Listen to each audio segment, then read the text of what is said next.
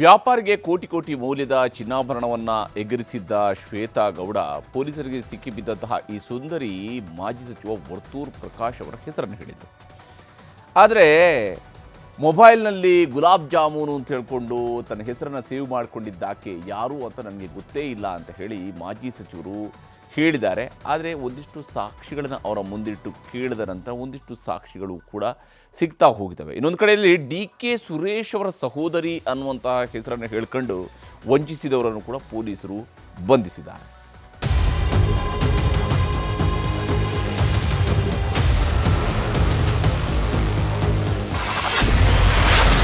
ಮಾಜಿ ಸಚಿವ ವರ್ತೂರ್ ಪ್ರಕಾಶ್ಗೆ ಖಾಕಿ ಡ್ರಿಲ್. ವಿಚಾರಣೆ ವೇಳೆ ಹೊರಬಿತ್ತು ಭಯಾನಕ ರಹಸ್ಯ.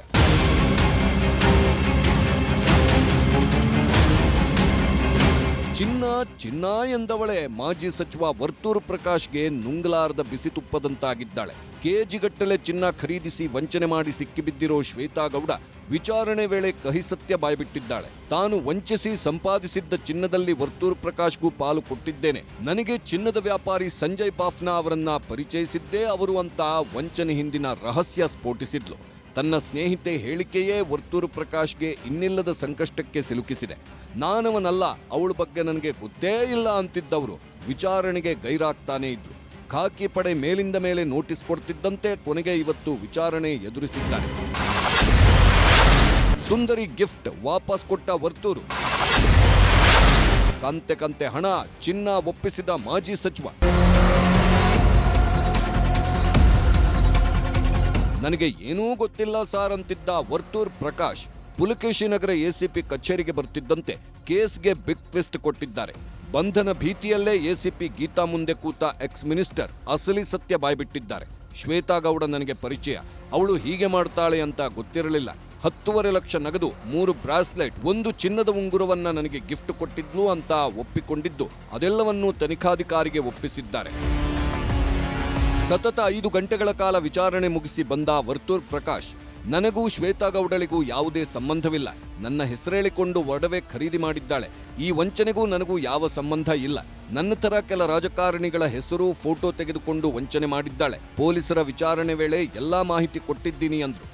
6 ತಿಂಗಳ ಮುಂಚೆ ನಂಗೆ ಪರಿಚಯ ಆಗಿದ್ದು, ಅಷ್ಟು ಬಿಟ್ರೆ ಬಂಗಾರದ ಅಂಗಡಿ ಆಗ್ಲಿ ಇನ್ನೊಂದಾಗ್ಲಿ ಮತ್ತೊಂದಾಗ್ಲಿ ನಮ್ಗೇನು ಗೊತ್ತಿಲ್ಲ. ಇದು ಈಕೆ ಒಡವೆ ತಗೊಂಡೋಗಿದ್ದಾಳೆ, ವರ್ತೂರ್ ಪ್ರಕಾಶ್ ಪರಿಚಯ ಮಾಡಿಸಿದ್ರು, ಅಷ್ಟು ಬಿಟ್ರೆ ಅವ್ರೇನು ನನ್ನ ಮೇಲೆ ಏನು ಹೇಳಿಲ್ಲ. ಒಂದು ಈಕೆ ಕೂಡ ನನ್ನ ಮೇಲೆ ಏನು ಹೇಳಿಲ್ಲ, ವರ್ತೂರ್ ಪ್ರಕಾಶ್ ಕೊಟ್ಟಿದ್ದೀನಿ ಅಂತ ಏನು ಹೇಳಿಲ್ಲ ಒಡವೆನ. ಆಕೆ ವೃತ್ತಿನೇ ಕಳ್ತನ ಮಾಡೋದು, ಅಂಗಡಿಗಳಲ್ಲಿ ವಂಚನೆ ಮಾಡೋದು, ಬೇರೆಯವ್ರಿಗೆ ಮಾರೋದು, ನಮ್ಮಂತ ಅವ್ರ ಹೆಸರು ಬಳಸ್ಕೊಡೋದು. 6 ತಿಂಗಳ ಹಿಂದೆ ಫೇಸ್ಬುಕ್ನಲ್ಲಿ ಸ್ನೇಹ,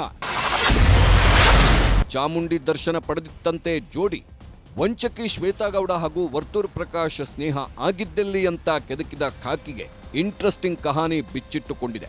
6 ತಿಂಗಳ ಹಿಂದೆ ಫೇಸ್ಬುಕ್ನಲ್ಲಿ ಶ್ವೇತಾ ಗೌಡಳಿಗೆ ವರ್ತೂರ್ ಪ್ರಕಾಶ್ ಪರಿಚಯವಾಗಿದ್ರಂತೆ. ತಾನಾಗಿಯೇ ಫ್ರೆಂಡ್ ರಿಕ್ವೆಸ್ಟ್ ಕಳಿಸಿ ಮಾಜಿ ಸಚಿವರನ್ನ ಸ್ನೇಹದ ಬಲೆಗೆ ಬೀಳಿಸಿಕೊಂಡಿದ್ಲಂತೆ ಕಿಲಾಡಿ ಶ್ವೇತಾ. ಮೆಸೆಂಜರ್ನಲ್ಲಿ ಚಾಟಿಂಗ್ ಮಾಡ್ತಾ ಮೊಬೈಲ್ ನಂಬರ್ ಎಕ್ಸ್ಚೇಂಜ್ ಮಾಡಿಕೊಂಡಿದ್ದರಂತೆ. ಬಳಿಕ ಇಬ್ಬರ ಮಧ್ಯೆ ಇನ್ನಿಲ್ಲದ ಸ್ನೇಹ ಬೆಳೆದು ಇಬ್ಬರೂ ಹಲವು ಬಾರಿ ಚಾಮುಂಡಿ ಬೆಟ್ಟಕ್ಕೆ ಹೋಗಿ ಬಂದಿದ್ದಾರೆ. ಅಲ್ಲದೆ ತಿರುಪತಿಗೆ ಹೋಗಲು ಟಿಕೆಟ್ ಬುಕ್ ಮಾಡಿರುವುದು ಬಹಿರಂಗವಾಗಿದೆ. ಇದಕ್ಕೆ ಪೂರಕವಾಗಿ ಶ್ವೇತಾ ಮೊಬೈಲ್ನಲ್ಲಿ ಹಲವು ಫೋಟೋ ಸಾಕ್ಷ್ಯ ಸಿಕ್ಕಿವೆ. ತಮ್ಮ ಮನೆ ಬಾಣಸಿಗ ಹಾಗೂ ಸಹಾಯಕನನ್ನೇ ಶ್ವೇತಾ ಗೌಡಳ ಮನೆಯಲ್ಲಿ ಅಡುಗೆ ತಯಾರಿಕೆಗೆ ನೇಮಿಸಿದ್ರಂತೆ ಮಾಜಿ ಮಿನಿಸ್ಟರ್. ತನಿಖೆ ವೇಳೆ ಸ್ವೀಟ್ ಸ್ಟೋರಿ ರಿವೀಲ್. ನೋಡೋದಕ್ಕೆ ಸುಮಾರಾಗಿದ್ರೂ ಶ್ವೇತಾ ಗೌಡ ದೊಡ್ಡವರ ಸಂಪರ್ಕವನ್ನೇ ಇಟ್ಕೊಂಡಿದ್ಲಂತೆ. ಪೊಲೀಸರು ಪ್ರಕರಣ ಸಂಬಂಧ ಆಕೆ ಮೊಬೈಲ್ ಜಾಲಾಡಿದ್ದು ಕಾಂಟ್ಯಾಕ್ಟ್ ಡೀಟೇಲ್ಸ್ ನೋಡಿಯೇ ಹೌಹಾರಿದ್ದಾರೆ. ಗುಲಾಬ್ ಜಾಮೂನ್, ಮೈಸೂರು ಪಾಕ್ ಸೇರಿದಂತೆ ಹಲವು ಸ್ವೀಟ್ಗಳ ಹೆಸರಿನಲ್ಲಿ ರಾಜಕಾರಣಿಗಳ ಹೆಸರನ್ನ ಸೇವ್ ಮಾಡಿಕೊಂಡಿದ್ದಾಳಂತೆ. ಅಲ್ಲದೆ ಆಕೆ ಮೊಬೈಲ್ನಲ್ಲಿ ಉಂಗುರವೊಂದರ ಫೋಟೋ ಕಳಿಸಿದ್ದಲ್ದೆ ಚಿನ್ನು ಅಂತ ವರ್ತೂರ್ ಪ್ರಕಾಶ್ಗೆ ಕಳಿಸಿದ್ದಾರೆ ಅನ್ನೋ ಸ್ಕ್ರೀನ್ ಶಾಟ್ ಕೂಡ ಇದೆ. ಅದೇ ಇವ್ರು ನಮ್ಮ ಅಂಗಡಿಗೆ ವರ್ತೂರ್ ಪ್ರಕಾಶ್ ಅವ್ರ ಜೊತೆಗೆ ಬಂದಿದ್ರು. ಅವರು ಏನೋ ಒಡವೆ ತಗೊಳ್ಬೇಕು, ಇವರು ಜೊತೆಗೆ ಬಂದಿದ್ರು. ಅವ್ರ ಜೊತೆಗೆ ಬಂದ್ಬಿಟ್ಟು ನಮ್ಮ ಹತ್ರ ಸ್ವಲ್ಪ ಅವತ್ತು ದಿವಸ ಒಡವೆ ಪರ್ಚೇಸ್ ಮಾಡಿ ಹಂಗೆ ಪರಿಚಯ ಆಯ್ತು. ಸದ್ಯ ಪ್ರಕರಣ ಸಂಬಂಧ ಶ್ವೇತಾ ಗೌಡ ಜೊತೆಗೆ ರಾಮದೇವ್ ಜುವೆಲ್ಲರ್ಸ್ ಮಾಲೀಕ ಚಿನ್ನಾರಾಮ್ನನ್ನು ಅರೆಸ್ಟ್ ಮಾಡಿದ್ದಾರೆ. ಸಂಜಯ್ ಬಾಫ್ನಾ ಬಳಿ ಚಿನ್ನ ಖರೀದಿಸುತ್ತಿದ್ದ ಶ್ವೇತಾ ಗೌಡ ಇದೇ ಚಿನ್ನಾರಾಮ್ಗೆ ಕೊಡ್ತಿದ್ಲಂತೆ. ಸದ್ಯ ಈತನನ್ನು ಬಂಧಿಸಿ ಪೊಲೀಸರು ಅರೆಸ್ಟ್ ಮಾಡಿ ಜೈಲಿಗಟ್ಟಿದ್ದಾರೆ.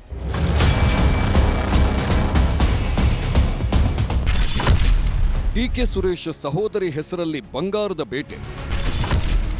ಸ್ಯಾಂಡಲ್ವುಡ್ ನಟನ ಮೇಲೂ ಬಿತ್ತು ಎಫ್ಐಆರ್. ಶಿವಶಿವ, ಈಕೆ ಡಿಕೆ ಸುರೇಶ್ ಸಹೋದರಿಯಂತೆ. ಈಕೆಗೆ ದೊಡ್ಡವರು ಕಾಂಟ್ಯಾಕ್ಟ್ ಇದೆಯಂತೆ. ಅದ್ಯಾವ ಆಂಗಲ್ನಲ್ಲಿ ಬಂಡೆ ಬ್ರದರ್ಸ್ ಸಿಸ್ಟರ್ ಥರ ಕಾಣ್ತಾಳೋ ದೇವರೇ ಬಲ್ಲ. Black jeans, brown jacket, free hair ಬಿಟ್ಕೊಂಡು ಮಿರಮಿರಾ ಅಂತಿರೋ ಈ ಯಮ್ಮನೆ ಈ ಸ್ಟೋರಿಯ ಕಥಾನಾಯಕಿ, ಅರ್ಥಾತ್ ಖಳನಾಯಕಿ. ಈಕೆ ಹೆಸರು ಐಶ್ವರ್ಯ. ಕಲರ್ ಕಾಗೆ ಹಾರಿಸೋದ್ರಲ್ಲಿ ಈಕೆ ಮುಂದೆ ಯಾರೂ ಇಲ್ಲ ಬಿಡಿ. ಬಂಗಾರದ ಅಂಗಡಿಗಳನ್ನೇ ಟಾರ್ಗೆಟ್ ಮಾಡಿಕೊಂಡಿದ್ದ ಈಕೆ ಚಂದ್ರ ಲೇಔಟ್ನಲ್ಲಿರೋ ಚಿನ್ನದ ವ್ಯಾಪಾರಿ ವನಿತಾ ಐತಾಳ್ರ ಪರಿಚಯ ಮಾಡಿಕೊಂಡಿದ್ದಳು. ನಾನು ಡಿಕೆ ಸುರೇಶ್ರ ಸಹೋದರಿ, ನನಗೆ ಅವ್ರು ಗೊತ್ತು ಇವ್ರು ಗೊತ್ತು ಅಂತ ಕಥೆ ಕಟ್ಟಿದ್ದಳಂತೆ. ರಾಜಕಾರಣಿಗಳ ಬಳಿ ನಿಮ್ಗೆ ಒಳ್ಳೆ ವ್ಯಾಪಾರ ಮಾಡಿಸ್ತೀನಿ ಅಂತ ಬರೋಬ್ಬರಿ 9,82,00,000 ಮೌಲ್ಯದ ಚಿನ್ನಾಭರಣ ಪಡೆದಿದ್ಲಂತೆ. ಯಾವಾಗ ಕಂತೆ ಚಿನ್ನ ಸಿಕ್ತೋ ಮೇಡಮ್ ಅಡ್ರೆಸ್ ಇಲ್ಲದಂತಾಗಿದ್ದಾರೆ. ಹಣ ಕೊಡಿ ಇಲ್ಲ ಚಿನ್ನಾಭರಣ ಕೊಡಿ ಎಂದಿದ್ದಕ್ಕೆ ಡಿಕೆ ಸುರೇಶ್ ಅಂತ ನಟ ಧರ್ಮೇಂದ್ರರನ್ನ ಕರ್ಕೊಂಡು ಹೋಗಿ ಬೆದರಿಕೆ ಹಾಕಿಸಿದ್ಲಂತೆ. ಯಾವಾಗ ಬಂಗಾರ ಬರೋದಿಲ್ಲ ಅನ್ನೋದು ಗೊತ್ತಾಯ್ತೋ ಪೊಲೀಸ್ ಠಾಣೆ ಮೆಟ್ಟಿಲೇರಿದ್ದಾರೆ.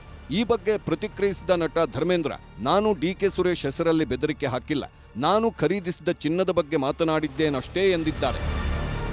ಒಂದು ವ್ಯವಹಾರ ಮಾಡಿಲ್ಲ, ಅವ್ರ ಜೊತೆ ಡೈರೆಕ್ಟಾಗಿ ಹೋಗಿ ಕೂತ್ಕೊಂಡು ಒಂದು ಇದು ಏನಂತಾರೆ ಡಾಕ್ಯುಮೆಂಟೋ ಇಲ್ಲ ದುಡ್ಡು ಗೋಲ್ಡು ಇವ್ರದ್ದು ಏನು ವ್ಯವಹಾರ ಇದೆಯೋ ಅದು ನಮ್ಗೆ ಗೊತ್ತೂ ಇಲ್ಲ. ಇವ್ರು ಮಾಡ್ಕೊಂಡ್ರೆ ಇದಕ್ಕೆ ನಮ್ಮನ್ನು ಮಧ್ಯ ಎಳೆದು ಈ ಥರ ಎಲ್ಲ ನಮ್ಗೆ ಅವಮಾನ ಮಾಡಿದ್ದಾರೆ. ಭಾಳ ಬೇಜಾರಾಗಿದೆ. ನಾನು ಅಷ್ಟೇ ಇವತ್ತು ನಾನು ಲಾಯರ್ ಹತ್ರ ಮಾತಾಡಿ ಇವ್ರ ಮೇಲೆ ನಾನೇನು ಅಲಿಗೇಷನ್ ಏನು ಆ್ಯಕ್ಷನ್ ತೊಗೋಬೇಕು ಖಂಡಿತ ನಾನು ತೊಗೊಳ್ತೀನಿ. ಕೇಸ್ ದಾಖಲಾಗ್ತಿದ್ದಂತೆ ಐಶ್ವರ್ಯ ಎಸ್ಕೇಪ್ ಆಗಿದ್ದು ಪೊಲೀಸರು ಬಲೆ ಬೀಸಿದ್ದಾರೆ. ವಂಚನೆಯ ಕೇಸ್ ದಾಖಲಾಗಿದೆ. ಅದೇ ವಂಚನೆ ಕೇಸ್ ದಾಖಲಾಗಿದೆ. ಬಟ್ ಆ ಥರ ತಂಗಿ ಗಿಂಗಿ ಅನ್ನೋದು ಗೊತ್ತಿಲ್ಲ. ಒಟ್ನಲ್ಲಿ ಕೊಟ್ಟೋನ್ ಕೋಡಂಗಿ ಇಸ್ಕಂಡೌನ್ ಈರ್ಭದ್ರ ಅನ್ನೋ ಹಾಗೆ ಕೋಟಿ ಬೆಲೆಯ ಚಿನ್ನಾಭರಣ ಕೊಟ್ಟವರು ಕಣ್ಣೀರಿಡ್ತಿದ್ದು ತನಿಖೆ ಚುರುಕುಗೊಳಿಸಿದ್ದಾರೆ. ಮಂಜುನಾಥ್ ಚಂದ್ರ, ಕ್ರೈಮ್ ಬ್ಯೂರೋ, ನ್ಯೂಸ್ 18, ಬೆಂಗಳೂರು.